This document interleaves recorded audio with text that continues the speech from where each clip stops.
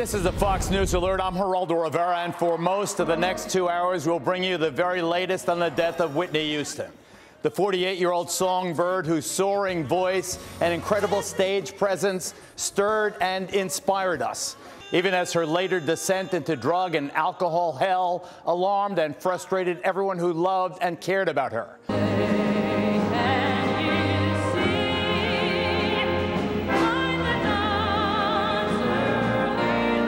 She had time to play the entire national anthem for you. She did it in 1991.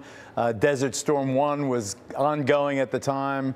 I had tears flowing down my eyes, I'm sure, down my cheeks. I'm sure you did as well.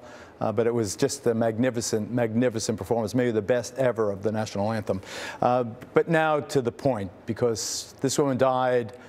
I think drugs contributed, but whatever specifically killed her, there's no doubt that she was haunted by addiction. It ruined her voice, made her unreliable, erratic, may have led to her death. I think it did.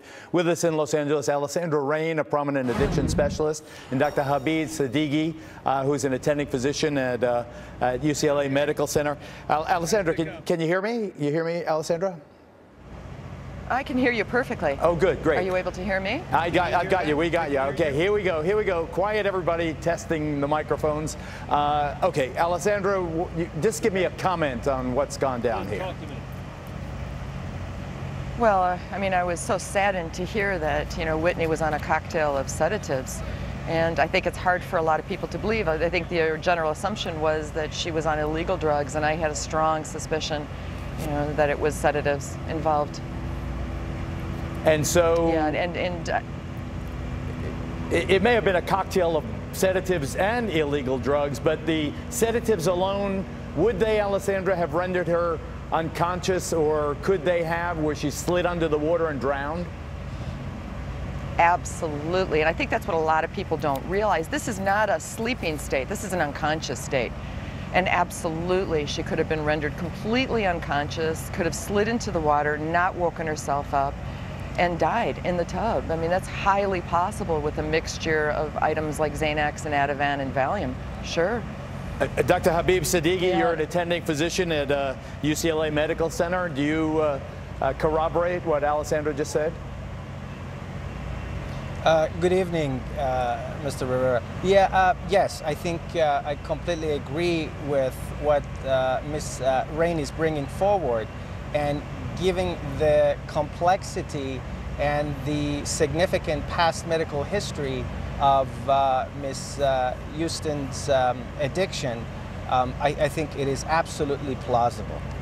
Do they, Dr. Sadeghi, do addicts typically use prescription sedatives to reduce the craving for the illegal drugs?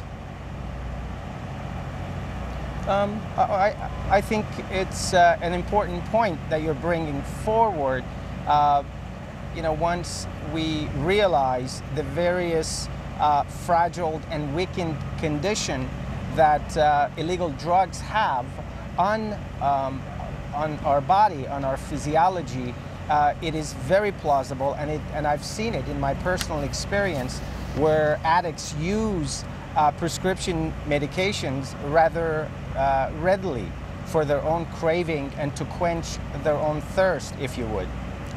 Dr. Sadeghi, thank you. Alesandra Rain, thank you. We have other experts coming on board at the top of the 10 o'clock Eastern hour. We'll continue our probe into the sad life and tragic, but perhaps unsurprising death of one of the most incredible talents ever to sing us a song, Whitney Houston.